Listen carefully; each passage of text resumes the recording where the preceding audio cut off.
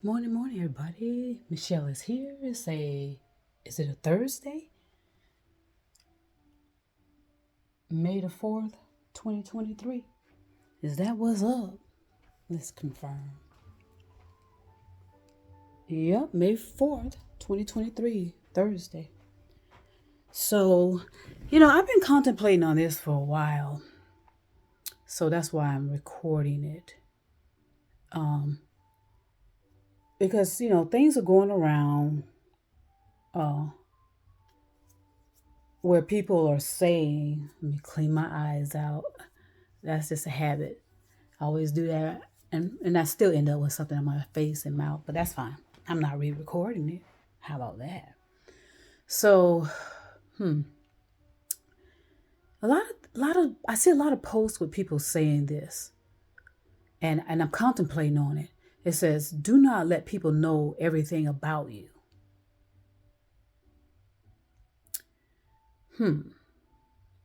And that has me a little puzzled, and that's why I'm contemplating it, and attempting to understand some risks. There's some risk involved with not letting people know everything about you. And the reason I say that is in the age of the AI, the artificial intelligence, I think the reason why it's so successful is because most of us are not unique. Most of us are similar in the way we act and behave. And especially when it comes to creativity. Now, just kind of hear me out here. And, everyone can make a discussion on it and figure it out individually. But it's so important. See, what makes these AI intelligence so successful is because we're all acting alike. We want to be somebody, we want to be other people instead of being ourselves. We want to talk alike, we want to act alike, we want to dress alike, blah, blah, blah. Now, that's not so much of an issue per se, but yet in all of what you do, there ought to be a uniqueness about you that will separate you from clones, that will separate you from androids and avatars. Okay, and just in case something does happen to you, how is anybody going to know you from an android? How is anybody going to know you from a artificial intelligence? Or how is anybody going to know who you are from an avatar? Okay, because this artificial intelligence is going after similarities in people. That's my opinion. People that act the same, walk the same, talk the same, get the same kind of noses. They want to do stuff with their lips. Their asses. So what we're doing is we're taking away our uniqueness as individual human beings. The similarities, that's fine. And see, that's what it is about Black culture. Black culture is unique, unlike any other culture. Yet you get people looking in, like crusaders and stuff, who can't really tell us apart. But yet because all they see is the same. But that's because of their vision, really. And a lot of it is just pure ignorance and bias, because you see what you want to see. But I can tell a difference between more specifically Black people, because I'm in this culture. Now it gets a little tricky when I go into the Latinos. It gets a little tricky when I go into Asians, and a little tricky when I go into whites. But there's always a uniqueness about them that I can pick up and know that that's a different person or if I care to, uh, especially when I used in the former field I worked in. Um, I can tell that I can when I see your face. I see your face. I know who you are in most cases. If I put enough effort in it, because I remember a uniqueness about a person.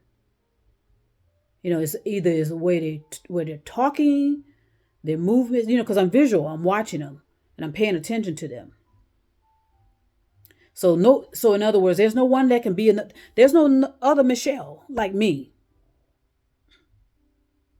Now they can attempt to recreate a android, an avatar, a clone of me, but there will always be a uniqueness that artificial intelligence cannot match, because there's a difference in identical twins. Am I correct? Can't you tell if you know these people? If you know identical twins, can't you tell one from the other? That's the same thing about clones and this and that and the other. So, and there's a uniqueness about all of us, or it ought to be. And that's what we ought to celebrate, is our uniqueness and our differences, whether we come from black culture, white culture, Latino, or Asian culture, or Native Americans, Indians. So that's where I'm stuck on why people say, well, you don't want everybody to know everything about you. Well, I think if you have your face in, if you have a face in the public, I think you ought to. I think people need to know as much about you as you are comfortable to release, because there's nothing private per se. Even though I love my privacy, but I know my privacy can be invaded at any time. It has been, and so it has everyone else, whether you want to accept it or not. So our uniqueness, we need a uniqueness about each and every one of us, so that when these clones and androids and avatars start taking over, people will recognize, okay, something's not right about that. That's not so and so. That's not Michelle. Michelle wouldn't say that. Michelle wouldn't act like that. So the more unique you are and weird, the better. Unorthodox, what's the other word? Awkward, more expression. You got to be expressive and unique and different, and not want to be like, don't want to be Janet Jackson or Tina Turner, or look like whoever, or act like and sound like and talk like. So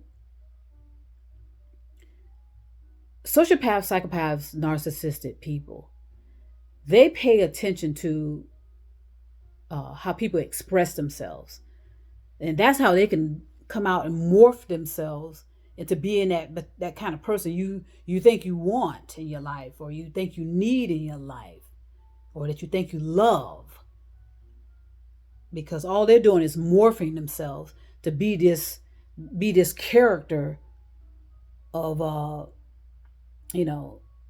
that really doesn't exist, but is existing because it's just they're trying to get to you, per se, and manipulate you and do whatever they do. And we know what narcissists are capable of.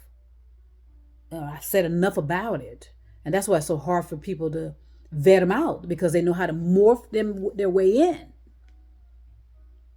and come up and become whatever they can't, to become whatever they need to be in order to get what they need, get what they want, conquer you, lie to you, manipulate you is the main thing. So the more unique you are and different, it's hard for a sociopath, psychopath to, sort of, morph. I mean, it's difficult for them to kind of know how to control you and manipulate you. Put it that way. So, and that way, and so they go to something similar and easy And a lot of people go around wanting to look like the same people. They want to be blonde. Okay. They all want to have blue eyes. you know. And like I said, in Black culture, we're unique. We're all different shades of color, and that's what makes it so fascinating. Okay, and difficult for nefarious purposes, though, to tell us apart. We can tell each other apart, and we can tell Asians. And we can tell whites apart. Okay, it all depends on how often we interact with those cultures. Okay, because you can put two the same looking person of each race, and I can tell them apart, but white culture in most cases cannot. And that's something with their vision. It's a genetic thing, but nobody's going to admit that. So I think people need to know who you are, and you need to, I put it out there. Okay.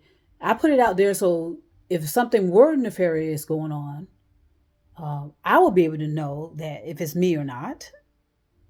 Okay. And other people listening and paying attention to me will know too. Okay. Because of my uniqueness and my weirdness and, and my creativity, my awkwardness, and that is what separates. That's what you want. You want people to be separated in that way. We don't want to always be the same. And that's why I said, make up your own quotes. Okay. Leave the quotes to the icons. They earned those quotes. You can use, now, if you are talking about them specifically, yes, you can mention their quotes. That gives honor to them because it belongs to them. But create your own quotes. Like I've said many times, who the hell are you? Who the hell are you? Right? That's what people want to know. Who the hell are you? And you want to be as strange as possible, not in a superficial way, but admit, I'm different. I'm unique. I'm weird. I'm strange, awkward, unorthodox. All of that. I express myself differently, even though I'm a visual person. I'm a different person. So, because that makes it easy, that makes it hard for anything to recreate you. We're all individual, different people. Like they said with snowflakes, you cannot create the same snowflake no matter how often you attempt to. But if we keep acting the same, talking the same, and I'm not talking about, well, there's some parts in Black culture where a lot of uniqueness was taken away, and that's cause and effect. And I told you that happened. That's where Black soul music became something else. It's where people are sampling these Black soul icons. These Black soul music icons. All of their stuff is sampled. You rarely find anything unique and different. Am I right? And that's just cause and effect. We got to a point to where we rather than have an orchestra playing our music, we rather have technology do it and let technology recreate the sounds. I think most people had. That's why I used to love to go to live bands, and see them playing actual instruments. But I don't do a lot of that anymore, because I don't like all of that. It's just different. Um, that's why people used to like. That's why I think back in the day people loved live music because you're interacting with a crowd of people. Everybody is like in it and and connected and cohesive in that way. So that's what we're losing. We're losing our uniqueness, and we're losing our differences, and so that we can be. I don't know what the new word is. Trend. it's more like competition, actually. Instead of being unique and different, it's more like competition. We're just trying to take over, take over, take over. And that's why I hate, so that's what pyramids do. Pyramids are nothing but people want cookie cutter success. No one dares to go out, like I said, and recreate the wheel. No one dares to do that. Only a few, and I pay attention to it. When people change the game, you understand? And they're so unique, there's no one ever like them. And I told you the two people that stand out for me like that, in the entertainment. It's actually more. But I pointed out two, but there's actually more of them. And I also announced and I gave a shout out to a lot of them. So, I mean, the list is huge because they're different, unique. There's nobody like them. nobody can, but so it's going to be hard. All I'm saying, the more unique and different and awkward you are, and how crazy you, not necessarily crazy, but the more authentic and original you are, it's harder for any type of technology to recreate that. Someone's going to realize, okay, something's different about that. And I know people will love these deep fakes. And that's because of people's expression, really. You can do a deep fake off of someone when they have no expression to themselves. They just look the same and wanting to act the same like everybody else, talk the same. Always re-recording their mistakes so nobody could see their mistakes when they video, and if they scratch it, okay, you can't scratch. You can't pick your nose. You can't be playing in your ear. All that bullshit. We need to re-record. You need to be perfect. All this boring shit. Ay. So, I think people need to know the authentic, original you. And that you're not regurgitating somebody else's shit or trying to compete with other people and take over their spot. We love to do that too. Let's, like we don't have enough room for everybody to be creative and be unique and different. I mean, yes, we're extremely overpopulated in this planet. Okay, but there's a lot of people there who are, you can't tell the difference in them per se. I mean, you can. I mean, in other words, they make themselves easier to replace. Okay, they make themselves easier to replace because they're acting the same, they're talking the same, they got the same noses, they want the same kind of lips, they want the same kind of ass, they want the same kind of breasts, they want the same kind of hair color. It's like, well, how can you tell them apart? In Black culture, like I said, we are unique and different. We have all shades of colors. So back in the day when they were using black and white, you could still tell us apart. I could. But if you have problems with your vision, you're not, and a lot of white men used to tell me, they said they're colorblind. They cannot see distinctive colors. So how are you going to pick out somebody in a black and white photo? You're not. And that's where so many people have been innocent and executed, and it was mistaken identity all along. So now they're attempting to do this facial recognition. It's not going to work. But they're going to keep tweaking it and tweaking it and tweaking it until it does. And while they're tweaking it and tweaking it and tweaking it, all they're doing is replacing themselves and replacing themselves and replacing themselves with technology. And it's going to come back and haunt them. Okay. The whole idea with a whole lot of this technology and AI and stuff like that is they're attempting to erase people and erode people, and it's going to backfire and erase and erode them. Because, people of color, we're not into that. And not to say that It's nefarious, number one. Okay. And number two, it we are genuinely peaceful people if we are left alone to work out our differences. But there's always interference in that. Always. And it always will be. All you have to do is listen to Bob Marley, listen to all these other entertainers, Marvin Gaye, Curtis Mayfield, Donny Hathaway, Nina Simone. I mean, I can go on and on and on. Okay, Billie Holiday, Audre Lorde. I mean, I can go on, and Maya. There was something so different and unique about all of them. You wouldn't get them mixed up. Put it that way.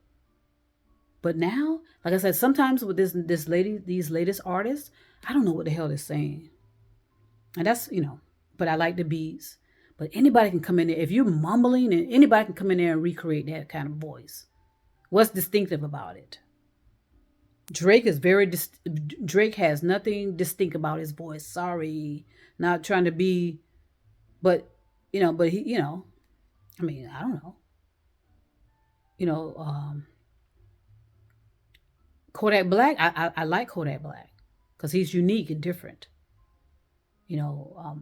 Megan Thee Stallion. I mean, I can go on and on and on and on. And all I'm saying is we do need differences and uniqueness and awkwardness, and people need to know who you are. And you ought not to have secrets about who you are. Yes, privacy is different. But remember what privacy means these days. If anyone wants to get into your phone, into your computer, into your surveillance, into your televisions, they can. Trust me. Into your bank accounts, So we're going to have to redefine a lot of things about authenticity and being original and different. But yet, still a human being, nonetheless. And stop having people trying to label and diagnose people's personalities when we don't know what the hell we're talking about. I would say 99% of the time. We always want to categorize people in categories and diagnose them all the time. And instead of just leaving people alone and let them be unique and different and weird and strange, because chances are you projecting. A lot of people are projecting anyway. They have a lot of self-hatred in themselves. And so all they want to do is target other people and bother with other people that do not bother them. But these people that are being bothered have every right to defend themselves. I'm going to make that very clear. So yes, I think people need to know who you are and know as much as they can about you before these androids are created, which they are already, clones already. But they're more targeting these affluents, because these affluents, they see some value in being replaced per se. So they can go off and, they want a technology to manipulate and do all the work for them while they can go and do whatever. And, and be fraud, and they worry about creating other frauds. So yes, this AI technology is like a gold mine to these affluents, billionaires, pyramids, hidden hands, governmental type entities, politicians, law enforcement, especially law enforcement, CIA, FBI. They need these kind of tools so they can continue to prowl in certain neighborhoods, pry into certain neighborhoods, businesses, and listening to conversation. That's all they want. Yeah.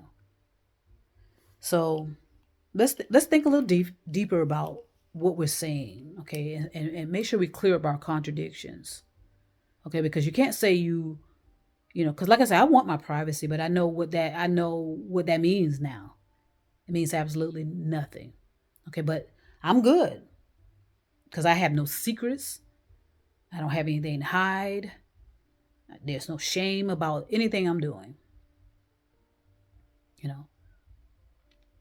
So you need to be very clear about your contradictions. You can't say, well, you don't want people to know everything about you, but you're all over social media. Now, how that's a contradiction. You can't say that you're different when you are only attempting to compete with people and be, push people out of the way. And you just want to be the one standing out all the time. And you're not being fair and allowing other people to shine. Or what we'll do is we'll find somebody that we think is different and unique. And like I said, we'll throw them on the pedestal and get everybody all worked up. And, like I said, put them all at the top of the food chain. And then as soon as something else comes along, you leave that person there and they fall on their face. And nobody's answering their emails, answering their calls. We do it all the time as well. So let's just think about let's just not think too much. Don't overthink. But let's just clear up our contradictions and make sure we're clear and effective about how we are communicating and exactly what do you want before you start telling people what not to do, and find out the intentions behind it. What's your intentions? Okay, because if you're going to help people and teach people, they need to know something about you. They need to be comfortable. Because like I said, there's a lot of false teachers out there. And they are nothing but sociopaths. And they know how to say the right words. They say the right combinations of words. They know how to manipulate. Because they're paying so much attention to, what everybody else is doing. They have no empathy for you. All they want is to manipulate you and take as much as they can from you. And then, whoop, they're gone. Once they get all that money out of you, whatever the case may be, whoop, they're gone. And then they'll come back as somebody else. They'll morph themselves into something else. So they don't clearly go away, but they come back as a morphed personality and just starting over. Cookie cutter fraud. That's what it is. And that's what we've done. And it's going to be so difficult to undo it because if we allowed our population to explode, no one ever challenged the theories and opinions of past teachers and philosophers, and no one challenged those contradictions. We just accepted them as truth. And so now we're going to reap what we've sown. We're going to reap what we've neglected. And we're going to reap what we've allowed to happen, our complacency, our laziness, and our fraudulent means of, our unresolved masculine and feminine energy. Where, like I said, we got men who say they're straight, but they're acting feminine. And then you have women, teetering on that as well. So, and like I said, if you can neutralize the energy, you can choose how you want to express yourself. And that ought to not be a problem. And you ought not have an issue with, everyone else attempting to do the same. Unless they're attempting to harm one another and be toxic about it and extreme. Why do you need to be so extremely masculine? And like I said, it's very rare to find extremely feminine women per se, but I'm sure it's out there. And other people attempting to do that though. Not necessarily the feminine woman. The genuine feminine woman, I should say. But anyway. We just got to talk face to face about these kind of things. We had to be in safe places when we talk about stuff. And like I said, like at some point, once I establish my nonprofit, I'm going to want to be offline more than online, and see how I can assist in that way, and make sure we are on the same page as far as communication, and understanding each other's how a person's representing themselves, and they're safe about it. I was gonna do, doing a private room online, that we know that's not private. Okay, we all know that. So I'm gonna have to revamp all of that, and how I'm gonna do that as well. With the members, people coming in for conversations, on my members page. We'll just figure that out somehow.